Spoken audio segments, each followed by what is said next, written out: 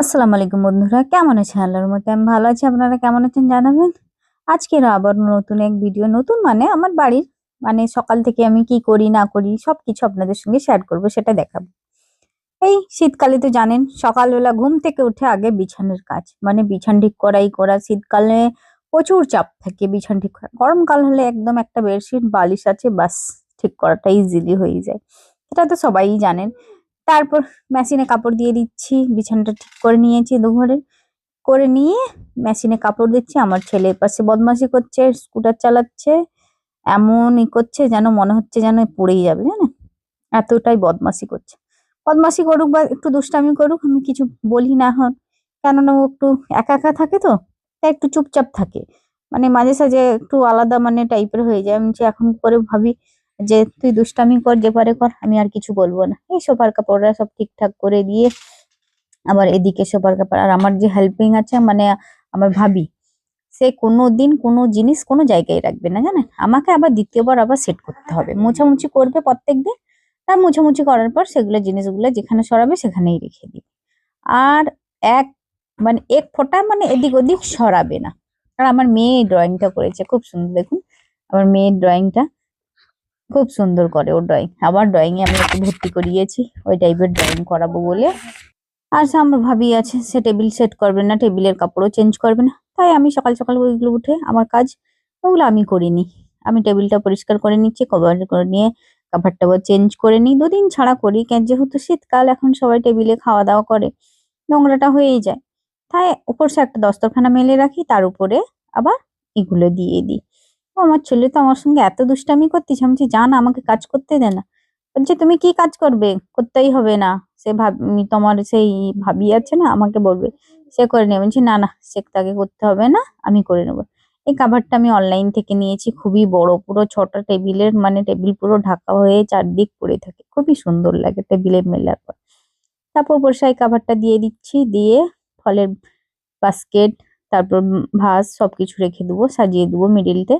সবকিছু সাজিয়ে দিচ্ছি একটু একটু করে, কারণ না সাজালে হবে না। হুম।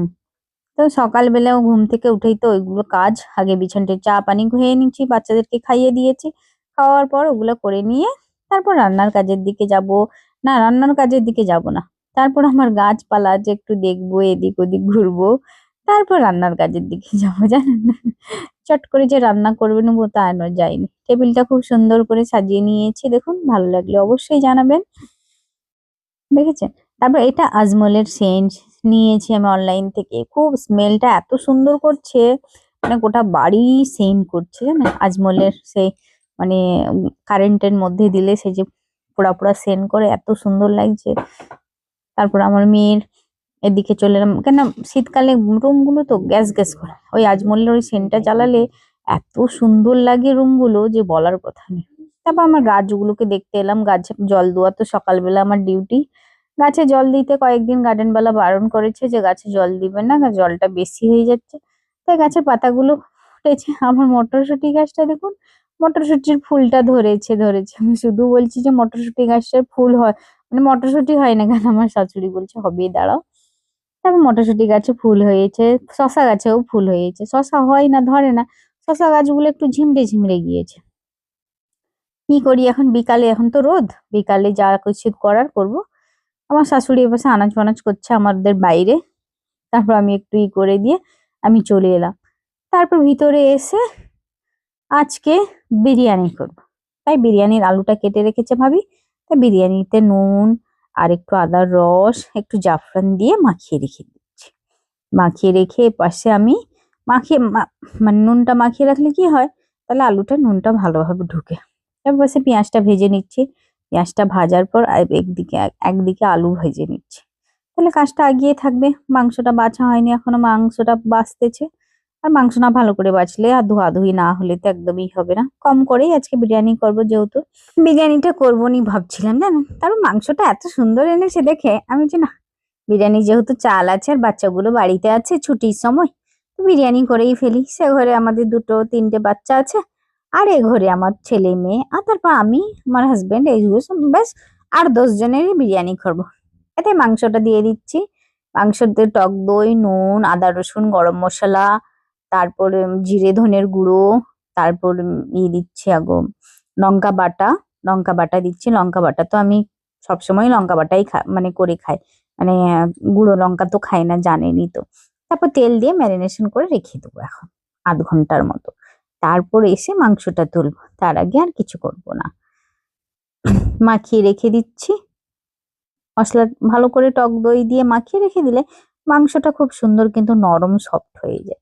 আমি আগে কি করব জানেন, কুকারে দিয়ে 2-4টা সিটি দিয়ে দেবো, কেন মাংসটা সিদ্ধ হয়ে যাবে আর মাংসের কোনো কিছু ইয়েও থাকবে না। এখন ঢাকা দিয়ে রেখে দিচ্ছি, এখন মানে 0.5 ঘন্টার মতো ঢাকা দিয়ে রেখে দেবো গরমই করে। তারপর আমাদের রাহাত এসছে, আমি যে তোর আজ দাওয়াত থাকলো পুচকো, দাদা দাওয়াত থাকলো বলছে। আমার মেয়ে বলছে ও কি খাবে বলো, আমি যে হ্যাঁ ও বিরিয়ানিও খাবে। তারপর মাংসটা একটু তেলে লাড়াচাড়া করে, পেঁয়াজ দিয়ে লাড়াচাড়া করে আমি সিটি দিয়ে দেবো, কেন বেশিক্ষণ লাড়াচাড়া করবো না, ওকে একদম সিদ্ধ মতো করে নেবো। করে নি কুকারে মানে দিয়ে বাইরে একটু ঘুরতে চলে আসছে। আর ও সবসময় সকালে আসে, এসে খাবারটা খায়, কাউকে ভয় দেখিয়ে ওকে খাওয়াতে হয়, তাই বাইরেও ঘোরাঘুরি করে ওর মা। আর ও চালটাকে ভিজিয়ে দিচ্ছি। চালটা ভিজানো থাকলে কি হয় বলুন তো, অনেকটা মানে মানে বিরিয়ানির এটা অনেকটা মানে ভালো, চালটা বেশ হয়। তারপর এপাশে গরম জল বসিয়ে দিয়েছি, দেখেন সিটি মেরে দিয়ে কিন্তু মাংসটা খুলেছি কিন্তু কোনো কিছুই হয় না, একদম লাল হয়ে গেছে। তারপর শুধু কষে নেবো, আর কিছু করব না, শুধু কষবো আর কিচ্ছু নয়। উপরসা কস্তুরি মেথি দিয়ে দিচ্ছি, আর ভাজা রাখা পেঁয়াজ দিয়ে দিলে কালারটা যা সুন্দর আসবে না, বলে কথা না, আর বিরিয়ানির স্বাদটাও হেভি লাগবে। এই টাইপের বিরিয়ানি করবেন কিন্তু ভালো লাগবে। আমার তো ভালো লাগে। আবার কার কি জানি, কাশ্মীর থেকে সেই একজন আপেল এনে দিয়েছিল, সেই আপেলটা আছে, আমার মেয়েকে বলছি কেটে ফেল, খুবই সুন্দর কিন্তু মচমচে। কাশ্মীরে আমরা গিয়েছিলাম যখন, তখন এই আপেলটা এত সুন্দর ছিল, এখনো খুব মিষ্টি আপেলটা। তারপর বিরিয়ানির পানির জলটা ফুটে গিয়েছে, ওতে তো নুন দিয়ে দিয়েছি, গরম মশলা সব দিয়ে করে দিয়েছি। বিরিয়ানির পাশে সাজাচ্ছি, মাংসটা কষা হয়ে নিচে দিয়ে দিচ্ছি, আলু দিয়ে দিয়েছি, দিয়ে এবার ভাতটা পুরো দিয়ে দিয়েছি। তারপর দুধ আর মিঠা আতর, গোলাপ জল করে দিয়ে দিলাম। তারপর উপরসা টমেটো দিয়ে দিচ্ছি, বিরিয়ানির মশলা দিয়ে দিলাম, ঘিটা একদম খোলার সময় তারপর জাফরানটা গুলে দিয়ে দিচ্ছি, আর একটু বাটারটা এখন দিয়ে দিচ্ছি, কিন্তু ঘিটা দেবো ঠিক বিরিয়ানি মানে বিরিয়ানি যখন গরম গরম খুলবো তখনই ঘি দিয়ে আবার 5 মিনিট দমে দেবো। তারপর এপাশে রায়তার জন্য স্যালাড গুলো কেটে নিচ্ছে আমার মেশিনেতে ইজিলি কাটা হয়ে যায়, জানেন একদম মানে ইউ কাটা হয়ে যায় মানে চট করে একদম মিক্সিতে একদম ঘুরে যায়, খুবই ভালো হয়ে যায়, টপ করে রায়তা বানানো হয়ে যায়।